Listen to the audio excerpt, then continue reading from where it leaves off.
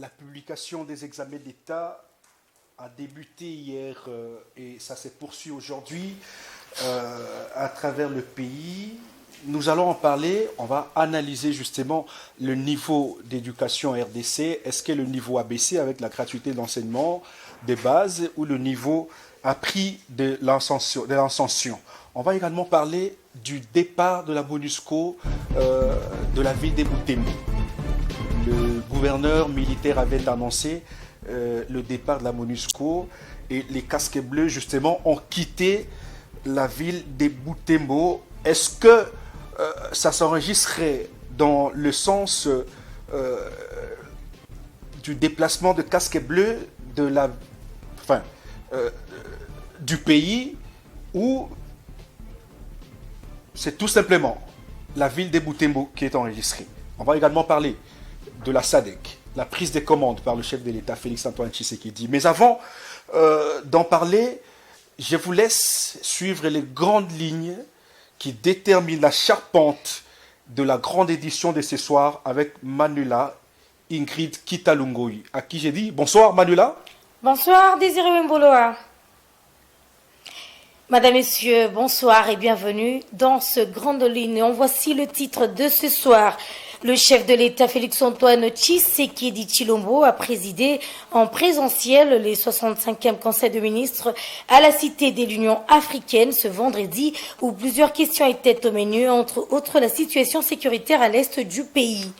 Dans l'actualité également, la publication des résultats de l'examen d'État session 2022 est fixée pour ce vendredi 19 août, a annoncé le ministre de l'enseignement primaire, secondaire et technique, Tony Mwamba, qui précise que les provinces éducationnelles du Haut-Katanga 1, Chopo 1 et Sud-Kivu 3 sont concernées pour ce début. Le reste des résultats vont suivre progressivement.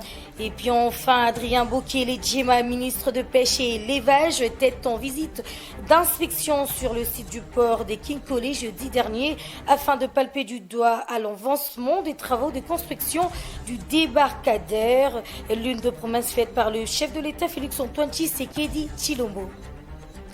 Et voici, c'est tout pour les grandes lignes de ce soir, Madame, Messieurs, tout à l'heure à 19h juste avec moi-même la présentation pour le développement de tout ce sujet. Merci à vous, Manuela Kitalungoi. Nous revenons, mais avant que je ne vous présente l'invité de ce soir, restez branchés et nous vous revenons juste après ceci.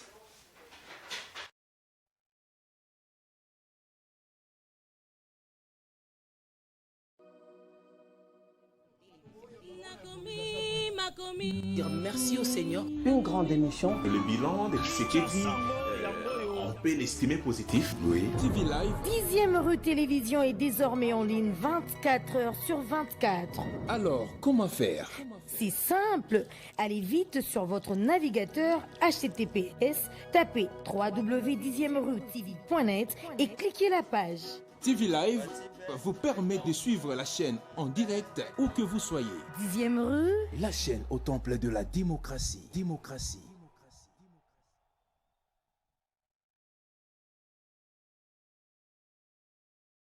Je vais de partout à travers le monde. Je ne suis pas seul sur ce plateau, je suis accompagné de Moïse Monidela.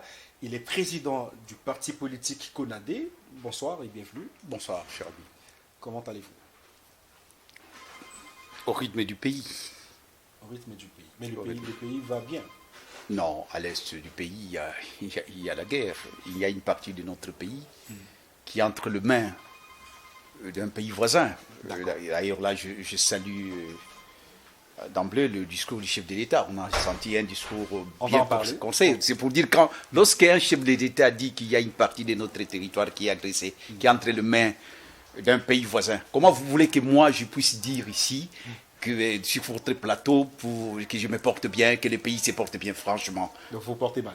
Non, le pays se porte mal, je me porte mal. Il y a des gens, au moment où nous parlons, il y a des gens qui sont tentés d'errer et dans la nature. Hein, il y a des déplacés, il y a des morts. Vous savez que, sans pouvoir vous flatter, mais j'aime votre style d'aujourd'hui, votre style d'habillement. Ah, merci. C'est élégant. Merci. C'est à l'arabe, ça. Bon, vous savez, il y a une part de ma spiritualité là-dedans. Oh, bon, merci. Naturellement, vous êtes toujours propre. Merci, vous aussi, parce que la télé, il semblait, vous êtes journaliste, il semblerait que la télé, c'est l'image. Tout à fait. On ne peut pas passer, ne serait-ce pour le respect Tout à fait. des téléspectateurs. La télé, c'est l'image. La radio, la télé, c'est différent de la radio. Donc on doit même, il faut mettre un peu de le maquillage. C'est pas pour rien, c'est pour l'image. Et c'est par respect des téléspectateurs. Oui. Et tout le monde parle de vous comme étant un homme très propre. C'est pas moi qui le dis, hein, c'est pratiquement le commun des mortels. Bon, Oui. merci. Je l'ai fait par respect des téléspectateurs. D'accord. Oui. Comment se porte le CONADE? C'est la CONADE ou le CONADE? C'est les conservateurs. Les conservateurs, voilà. Oui. Le CONADE. Le CONADE. Comment se porte le CONADE finalement? CONADE se porte comme tous les partis politiques. Je vous ai dit que dans ce pays, les partis politiques ont la santé de faire lorsque le président est ministre, PDG, gouverneur, là le parti se porte bien. Et lorsqu'il n'est pas gouverneur, il n'est pas ministre, et un PDG on connaît. Et c'est pour ça que j'ai beaucoup de respect pour un parti comme l'IDPS, parce que nous, lorsque nous, à l'époque, on était membre de l'IDPS, on venait de l'IDPS, c'est nous qui contribuons. C'est nous qui renflouons les caisses. On achetait des t-shirts. Mais aujourd'hui, les gens viennent au parti, dans les partis politiques, c'est pour l'argent. J'ai aussi, il y a un parti... Pour des postes et pour l'argent. Pour l'argent. Trouver un emploi. Oui, oui. Bon, l'emploi, c'est pas mauvais. Un parti politique, je crois que c'est pour la conquête, l'exercice et la conservature. Et dès que vous êtes au pouvoir, c'est normal que vous puissiez gérer avec les gens du parti parce que vous avez la même vision. Ce n'est pas mauvais. Mais il y a des gens qui viennent d'aller... Malheureusement, les gens viennent parce que là où il y a l'argent. Là, on les donne des t-shirts. Là, on les donne... Alors que ce n'est pas ça. C'est pour ça que j'ai beaucoup de respect pour un parti comme l'IDPS, qui est un parti, les gens viennent pour... À l'époque, l'idéologie, pour une vision politique, pour un combat, pour un idéal. Donc, pour les restes, moi, il n'y a aucun parti, et ça, je vous l'ai dit, qui est plus grand que le mien. Parce que mon parti, notre parti CONADE, c'est un parti thématique et scientifique. Et les gens ne viennent pas pour l'argent. Voilà, donc, et c'est la fille aînée de l'UDPS, votre parti. Oui, parce que vous êtes quand même produit de l'UDPS. Je suis produit de l'IDPS et c'est normal. Parce qu'il y a parfois des gens qui disent, mais pourquoi tu parles de l'IDPS? Mais moi je n'ai pas profité de l'IDPS. Je fais de l'IDPS ce qu'elle est devenue. Donc j'ai contribué à ça. C'est comme Nyoka Longo qui disait qu'il y a des gens qui ont profité des Zaïko. Mais il y a des gens qui ont fait Zaïko. Moi je suis de ceux qui ont fait l'IDPS. Peut-être les gens ne savent pas. Donc je n'aime pas souvent parler de moi, mais parce que vous me parlez de mon parti. C'est important. Mon parti est à l'image de l'IDPS. Voilà les partis qui m'inspirent, c'est l'IDPS. Parce que là, il y a de vrais combattants. Mais les partis où les gens viennent pour l'argent, je n'ai pas beaucoup de considération. Je vous disais plusieurs fois que le parti de Moïse Katumbi est en train de prendre de la place. C'est un parti... Ensemble. Oui, mais le parti ici, si on peut partir des partis classiques, qu'on peut enseigner même dans des académies politiques, c'est l'IDPS. Comme en France, on parlait de parti communiste français. C'est un parti type. Quand on enseigne, on voit l'UDPS, c'est un parti type. Voilà. Très bien. On va prendre la première thématique, justement, c'est la publication des examens d'État. Hier, Tony Mwaba a publié, je parle de Tony Mwaba parce que c'est lui le ministre de l'EPST, a publié les lauréats à travers la République. Aujourd'hui, c'est la publication totale. Comment vous concevez cette publication? Je voudrais d'abord qu'on parle du niveau de ceux qui sont aujourd'hui diplômés. Comment vous voyez le niveau de ceux qui sont diplômés aujourd'hui? Parce que quand même, avoir un diplôme d'État, c'est pratiquement avoir un titre de baccalauréat français. Cher ami, j'aimerais bien que ceux qui nous suivent puissent se retenir ceci.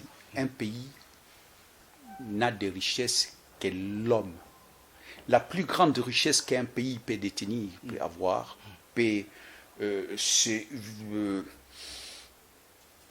en tout cas, ce qui est le plus important dans un pays, c'est l'homme. Et lorsque vous parlez du bac, c'est la formation de l'homme. C'est l'homme qui est richesse. La preuve, le Congo, nous avons tout ce que les autres n'en ont pas, nous avons. Les richesses qu'on ne peut même pas dénombrer.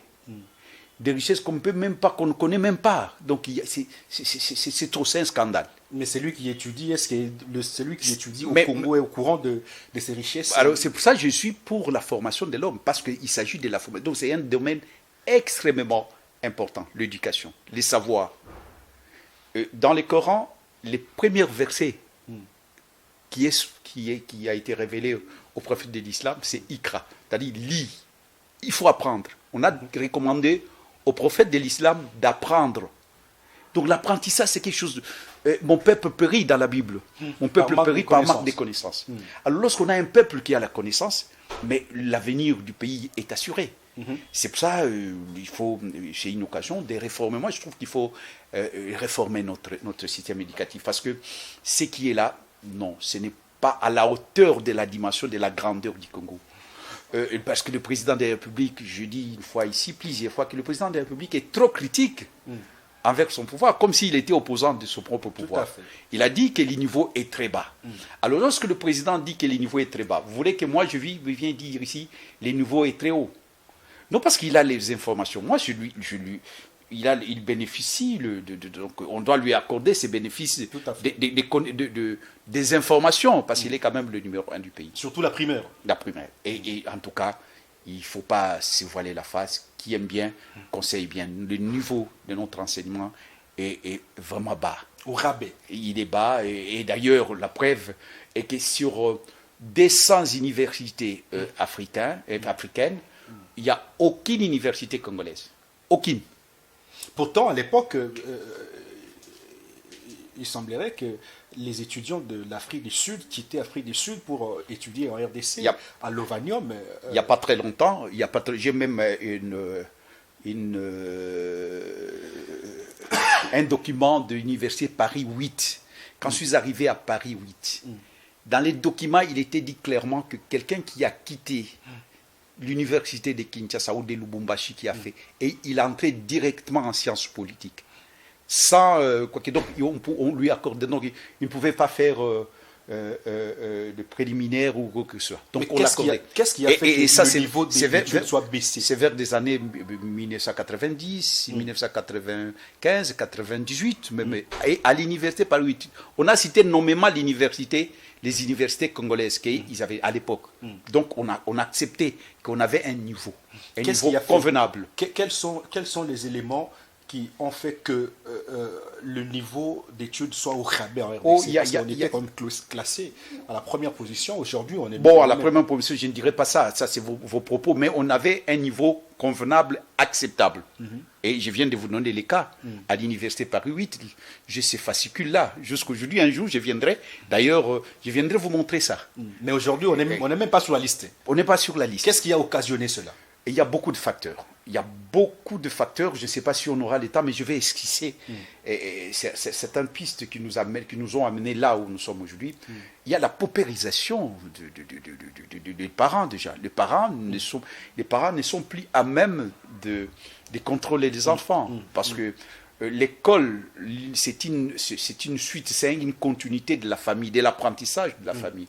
Donc les parents n'ont plus l'autorité parentale nécessaire. Parce que l'enfant, quand il vient, et les parents avaient le temps de contrôler le devoir. Est-ce que les parents, ou les cahiers de communication, l'agenda, comment on appelait ça, le journal des classes. Le journal des classes. Oui. Donc actuellement, ce n'est plus le cas. Les parents n'ont plus ces cas-là. Les parents ont abandonné. Et les professeurs, les enseignants, n'ont pas suffisamment, ils ne sont pas motivés. Non seulement et même aujourd'hui, ils ne sont pas très bien formés. Il y a tous ces problèmes-là. Donc ceux-là qui sont sans niveau, ceux qui n'ont pas de niveau, qui deviennent par la suite enseignants et qui transmettent quoi aux enseignés? Bon, il y a un problème de niveau. Il ne faut pas stigmatiser seulement le côté qu'ils n'ont pas de niveau. Il y a certains professeurs qui ont niveau, mais la motivation. Ils ne sont pas motivés. C'est des gens qui... Vous savez, la science, elle est évolutive. La science évolue. Mais ce sont des gens qui... par exemple, il a terminé à Louvain et il n'a pas le temps de revoir ses syllabis. Les syllabis, c'est ce qui date de 20 ans, alors que la science évolue. Et donc, s'il y a ces problèmes-là de motivation, il n'y a pas de bibliothèque. Est-ce que ça, c'est la motivation ou ce sont des recherches personnelles? Oui, il faut être motivé. Quand on ne s'implique pas pour des recherches personnelles... Quelqu'un qui a, lui aussi a ses enfants qui ne peuvent pas aller à l'école, parce qu'il doit payer aussi. Donc, tu vois, s'il n'est pas motivé, il est éparpillé. Il est éparpillé. Donc, il y a tous ces problèmes-là. L'environnement dans lequel vit aujourd'hui l'élève et l'enseignant, non, ne favorise pas l'éclosion de la science. Et le bruit, est-ce que nos enfants ont le temps de revoir les notes? Regarde, tous ces aspects. Mais on néglige. Aujourd'hui, nous sommes dans un pays où la banalisation, je dis, on banalise tout. Il n'y a pas de bibliothèque. Comment tu peux expliquer que quelqu'un termine, il a le bac, mais il n'a jamais lu un livre? Alors qu'à l'époque, on nous donnait des livres, on exposait. On devait lire un livre, mais les gens ne lisent pas. Hein, donc, j'ai bien aujourd'hui avec les réseaux sociaux, mais c'est des prêts à consommer. Et parfois, les réseaux sociaux, c'est un fourre-tout. Je peux dire même que c'est une poubelle. Donc, pour vous, les réseaux sociaux ont davantage détruit le niveau d'études en RDC. Je dis qu'il y a à boire et à manger. Parce que moi, je préfère, ça n'engage que moi, moi, je préfère les livres. Les livres qui est les plus grands professeurs, c'est les livres. Et cela est valable pour l'étudiant et valable pour le professeur. Mais les gens ne lisent plus actuellement. Oui. Quand vous parlez des réseaux sociaux, est-ce que les gens ont le moyen pour lire un livre dans un réseau social? Parce qu'il faut avoir le courant, il faut avoir les unités, comment on appelle ça, les mégas. Les mégas. C'est pas pour rien que le président a dit qu'il va installer les Wi-Fi dans les universités. Ailleurs, il y a des Wi-Fi dans les universités et tu peux parcourir, c'est l'autoroute de l'information, on appelle ça comme ça. Tu peux parcourir des kilomètres et des kilomètres. Est-ce que c'est le cas aujourd'hui? Non. Donc il y a beaucoup de facteurs qui entrent en ligne de compte qui fait qu'aujourd'hui, les niveaux, en tout cas, sincèrement, le niveau est très bas. Quelqu'un qui viendra ici pour vous dire que les niveaux est à la dimension de la grandeur du Congo, et c'est un menteur. Mandela disait que si vous voulez détruire un pays, il ne suffit pas de prendre des chars. Commencez par l'éducation. Par l'éducation. Et voilà. Si c'était Moïse Mounida qui venait vous dire ça, je dis, mais il s'y croit pour qui? Mais moi, je parle de Mandela. Je parle du président de la République. Je parle du Coran, où on disait qu'il faut lire, il faut apprendre. Je parle de la Bible, où on dit « Mon peuple périt par manque de connaissances ». Voilà, donc tous ces éléments. Et je viens à l'intro, à l'entame de cette émission, j'ai dit qu'il n'y a de richesse que l'homme. Il faut investir dans l'homme. Avant de construire les Congos, construisons tout d'abord l'homme congolais, nos enfants. C'est nos enfants. La charge, ce n'est pas ces enfants-là. Nous avons, nous, parents, une grande responsabilité. Nous, parents, nous avons une grande responsabilité pour ça. Vous de la presse, vous avez aussi une responsabilité. Quand vous tournez, vous essayez de zapper. Il n'y a pas des émissions éducatives. À l'époque, il y avait des génies en herbe. Il y avait des émissions comme ça. Mais il y avait les Scrabble. Moi, à l'époque, on était jeunes. Nous, on allait chez Ouamoucha Lakamba. Il est encore vivant. Ouamoucha Lakamba. C'est là où on allait clamer la poésie. On faisait des poèmes. On lisait des livres. On allait à la RTNC pour synthétiser, pour résumer les livres, pour expliquer les livres. Il y avait des émissions comme ça. Donc, ce n'est pas seulement l'école. Il y a la famille, il y a l'école, il y a l'environnement. On parle de l'éducation, ce n'est pas seulement entre les quatre murs de l'école. L'école, bien sûr, c'est là, mais il y a d'autres aspects, des centres culturels, de bibliothèques. Est-ce qu'il y en a? Est-ce qu'on favorise tout ça? On ne favorise pas ça. L'enfant, quand il rentre à la maison, c'est la musique.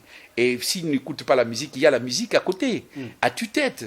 Et il n'a même pas le temps d'aller bars. Dans les terrasses. La terrasse, tout ça. Donc, l'environnement. Les gens se livrent beaucoup plus à la boisson qu'à la lecture. L'environnement. Donc, c'est pour ça, moi, je prône la création des bibliothèques. Pour moi, la bibliothèque et les livres, on ne peut pas dire qu'on peut remplacer un livre. En tout cas, pour moi, quel que soit, c'est que je suis l'amoureux du livre. Je suis l'amoureux du livre. Mitterrand, alors qu'il était Mitterrand, il allait, et parfois il arrêtait de travailler pour aller chez les bouquinistes, pour acheter des livres. Et il apprenait toujours, on apprend. Quand on s'est dit, non, je suis déjà Moïse Mounidela, je sais ci, je sais là, où je suis déjà Désiré, un grand journaliste, je ne lis pas ça, non, qui ne lit pas, qui n'avance pas à Rekil, qui ne lit pas, Rekil en termes de formation. C'est un pauvre en esprit. Oui, c'est un pauvre en esprit. Quelqu'un qui vous apprécie. Je veux lire votre message, Monsieur Jean, à partir de Matadi. Il n'y a pas celui qui aime Félix Tshisekedi comme Moïse Mounidela. Il tient toujours des critiques responsables et des critiques constructives. Ça, ce sont les genres de personnes avec qui le président de la République doit travailler. Qu'est-ce que vous pouvez lui dire? Déjà parce que j'ai quand même un petit faible. C'est une école de l'UDPS. J'ai un petit faible pour ne pas, parce que c'est un enfant de mon père. C'est mon frère. Mais et comme qui dit qui aime bien châtie bien. Et moi quand il dérape, je ne je ne vais pas me taire. Je lui dis, mais je ne peux pas tirer à boulet rouge tout ce qui bouge. Quand il fait, on dit, oh non, ça, ce n'est pas. Tout va mal. Tout va mal et tout va bien, comme ceux qui disent, Fatih béton, Fatih béton. Non, ça, ce sont des flatteurs. Et moi, je ne serai jamais flatteur. Je l'ai dit, dès qu'il a commencé son mandat, j'ai dit, je ne serai pas flatteur. Mais je ne vais pas faire aujourd'hui la politique comme je la faisais avec Kabila. Kabila, pour moi, ce n'est pas de la même école. C'est tout à fait normal, ceux qui ne savent pas, parce que je suis de la même école que Félix. Je suis de la même école. Son père, il est le mien aussi. Donc, quand il faut revendiquer de droits, oui. il faut revendiquer. Parce que même un enfant, devant ses parents, peut dire aujourd'hui, je ne mange pas le légume, je vais manger la viande. Oui, par exemple, c'est tout à fait par logique. exemple, ses communications à l'extérieur, j'ai dit non, il faut quand même que le président, il y a des choses qu'il ne peut pas dire à l'extérieur. Pourquoi? Qu'est-ce qui explique qu'à chaque fois qu'il est à l'extérieur, il dit des choses, parfois c'est des bourdes. Je me pose la question. Et est-ce quel est son service de communication? Le président, on doit les briefer. On doit les briefer. Est-ce que ça ne sont pas des trucages des vidéos ou de sa communication? Non, parce qu'il y a beaucoup. Il arrive à Londres, il dit des choses. Il arrive en Côte d'Ivoire, il a parlé du niveau de l'enseignement. C'est à Côte d'Ivoire. C'est tout à fait logique. Je viens de dire, il a l'information. Mais est-ce qu'il fallait les dire? Vous savez, les choses dans le contexte, est-ce qu'il fallait les dire là où il l'a dit? Il pouvait les dire dans un colloque à l'université, tout ça, mais aller les dire là-bas, c'est parfois, il y a des choses qu'on ne dit pas à l'extérieur, à ce qui concerne votre pays. Ça, c'est les béabas. Et le président doit connaître ça. Donc c'est pour ça que je dis, je ne suis pas... Donc, au niveau de la communication, il y a un le chef problème. de l'État, sa cellule pose problème. Et même sa cellule politique. Parce que Félix, c'est un politique, c'est quelqu'un qui a été dans la moule de l'UDPS. Je disais, lorsque les gens, il y avait un débat ici, on disait que Félix ne peut pas diriger ce pays parce que, vous connaissez bien. Mais moi, je disais, pourquoi je disais qu'il est capable? Parce que je disais, il venait d'une grande université qui s'appelle l'IDPS. Parce que moi, je considère l'IDPS comme une grande université. Ce qui n'est pas faux. Qui n'est pas passé par l'IDPS? L'IDPS a inspiré beaucoup de gens. Donc, pour moi, il bénéficie des bénéfices du doute, des compétences, pour moi, au départ. Mais aujourd'hui, quand je les vois, parfois je dis, non, mais est-ce que c'est... Il est mal entouré. Oui. C'est son entourage qui ne les facilite pas. Oui, les présidents, il peut se fâcher. Mais vous dites, monsieur le président, là, ce n'est pas vrai. Il fallait faire ça. Je crois que, oui, il faut qu'il y ait des gens comme ça. Il n'est pas Dieu. Il n'y a que Dieu qui ne peut pas se tromper. Il a beaucoup de problèmes, il a beaucoup de frustrations, il a beaucoup de pression, et il faut l'aider. Il faut qu'il y ait un tamis.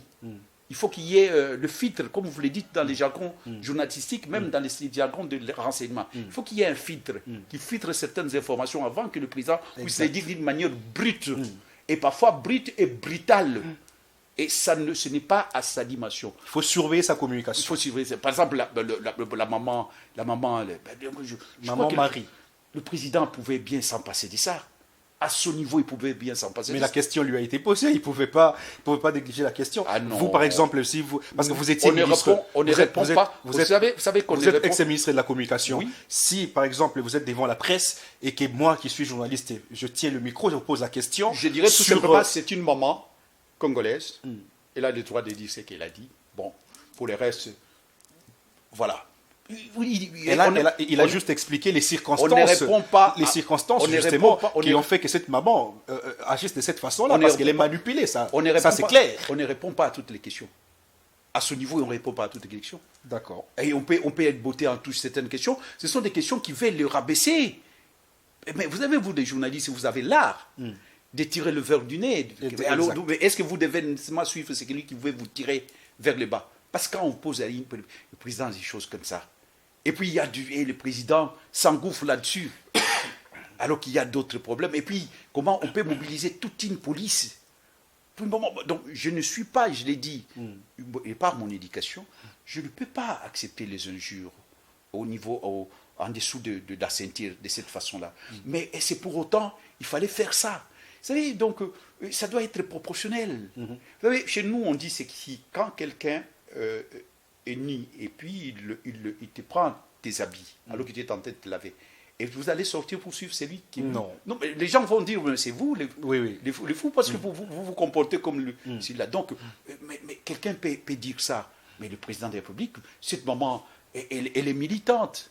Elle dit des choses. Militant décidé. Oui, Il faut déterminer. Bon, il est militant des idées. Bon, où est le problème? Il dit des choses.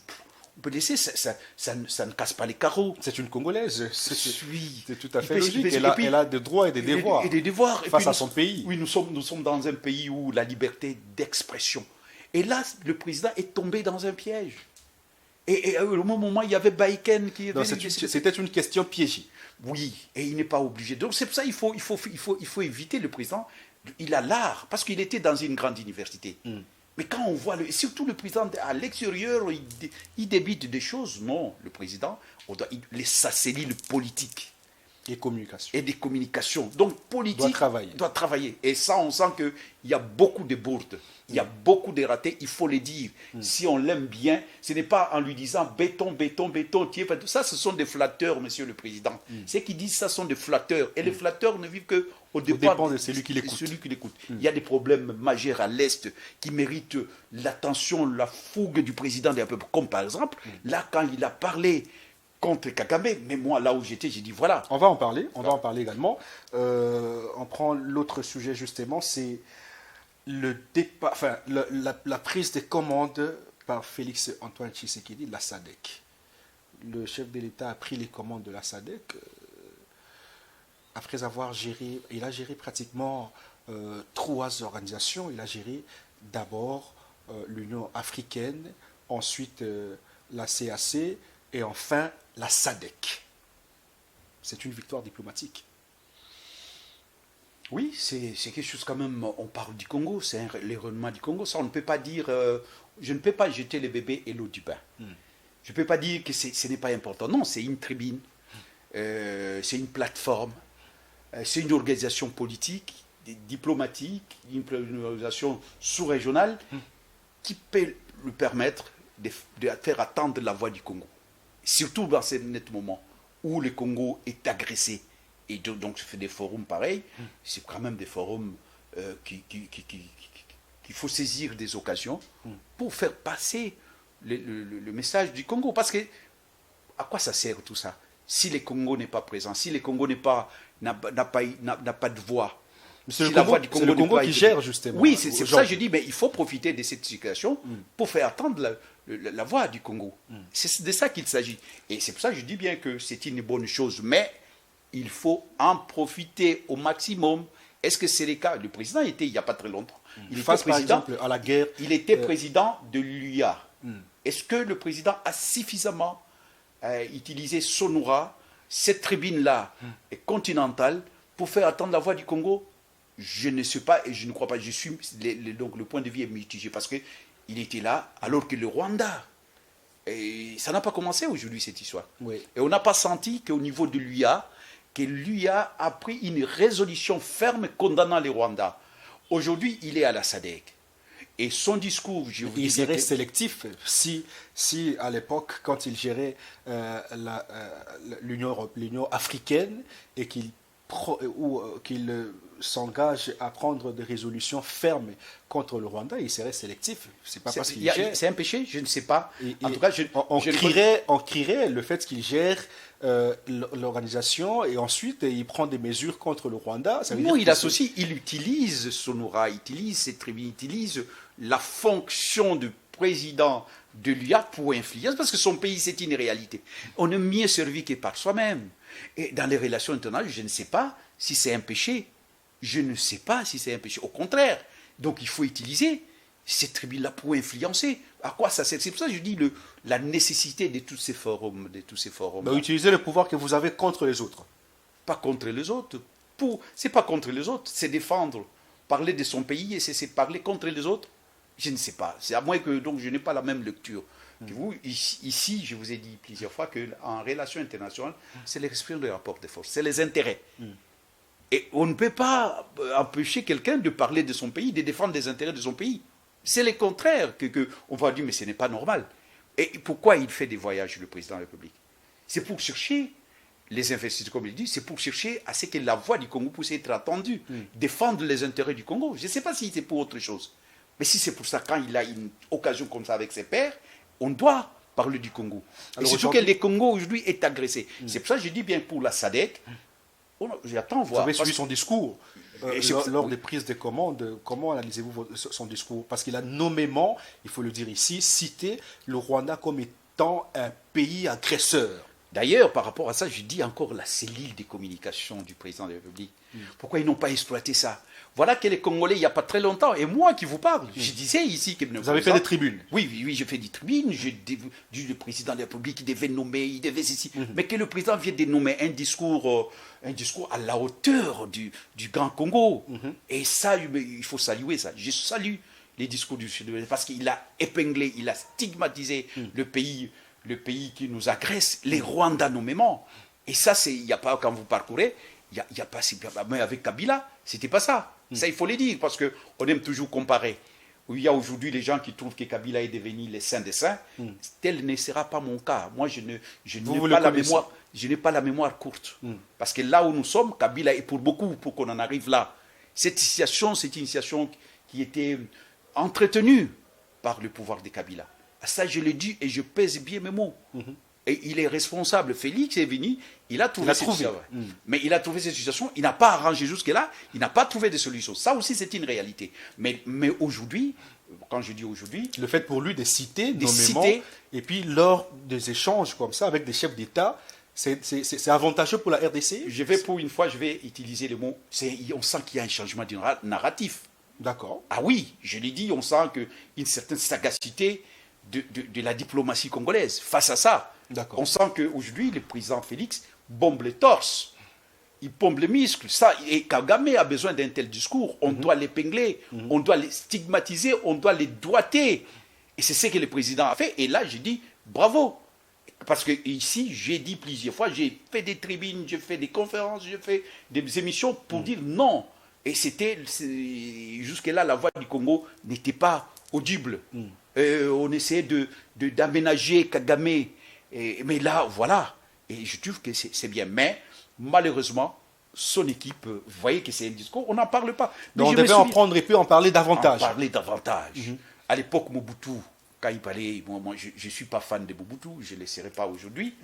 Mais au moins, quand il partait à l'UA, ses discours aux Nations Unies. À l'ONU. Mais c'était des discours qu'on exploitait. À l'époque, il n'y avait qu'une seule chaîne. Et puis, on n'avait pas la voix du Zaïre. La voix du Zaïre. Mais on sent qu'on connaissait, j'ai parlé longuement de l'Afrique pour dénoncer les fléaux. On était des jeunes, on buvait ça. Quand c'est un discours nationaliste, un discours d'un patriote qui défend, ça, je ne trouve pas que c'est... Comment on doit nous arroser des musiques, des orchestres matin, midi et soir. Et là, je crois que quand le président stigmatise comme ça, et parce qu'aujourd'hui, il n'y a pas plus important que se battre pour libérer notre pays. Et ces discours-là, c'est un discours mobilisateur.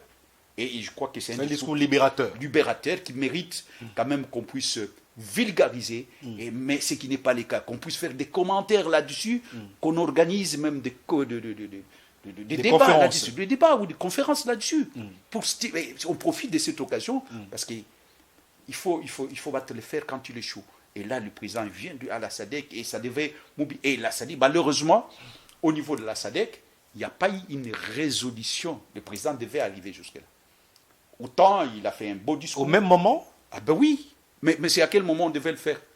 Il faut battre le fer. Il a déjà les commandes. On peut attendre peut-être vers la fin, après quelques semaines ou après quelques jours, il pourra peut-être sortir une résolution. Au même moment, de cette façon. Il prend les commandes, au même moment, il sort la résolution. Oui. Pourquoi pas? On doit attendre quoi? Parce que le Congo est occupé, monsieur. Vous croyez que l'Union européenne a attendu quoi? Quand l'Ukraine a été agressée, aussitôt il y a eu des résolutions, il y a eu des condamnations, il y a eu des protestations. On attend quoi? On va attendre au moment où on dit donc le Congo est en train d'être bouffé crûment par un monsieur qui s'appelle Kagame. Que peut faire le chef de l'État actuellement en tant que président de la SADC pour mettre fin ou pour bouter hors d'état de nuire? Ce qu'il a commencé déjà, c'est bien la sensibilisation, la conscientisation. Parce que au commencement était la parole. Mais ce n'est pas ça, il ne faut pas se limiter à ça. Il faut mobiliser nos forces armées, il faut organiser nos forces, il faut donner les moyens, doter des moyens. Parce que la SADC, toutes ces organisations régionales ou sous-régionales ou continentales, peut permettre à ce qu'il puisse y avoir une pression diplomatique. Parce que j'avais dit, il y a des phases. Il y a la phase diplomatique, il y a la phase politique, il y a la phase médiatique. Ce que nous sommes en train de faire avec vous ici, nous sommes entrés dans ces combats-là. Parce que beaucoup de gens nous suivent. À travers le monde, votre émission est bien suivie. Vous avez l'illustration quand les gens nous écrivent de partout. C'est que l'émission est suivie. C'est ce que nous sommes en train de faire ici. C'est une guerre médiatique. Au Rwanda, on nous suit. Et on mobilise les Congolais, on mobilise. Donc, chacun à tous les niveaux. Donc, chacun, là où il se trouve, il doit faire quelque chose pour aller. Mais on ne doit pas se limiter à parler. La parlotte, c'est bien. La parlotte, c'est bien. C'est bien. Mais on doit aussi, au même moment, on mobilise les terrains, sur le terrain. Agir. Et réorganiser notre armée. Il faut réorganiser, doter notre armée de moyens.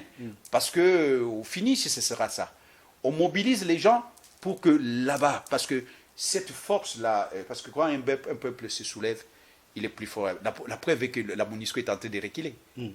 La MONUSCO est en train de reculer, alors que le politique, mais parce que le peuple s'est soulevé.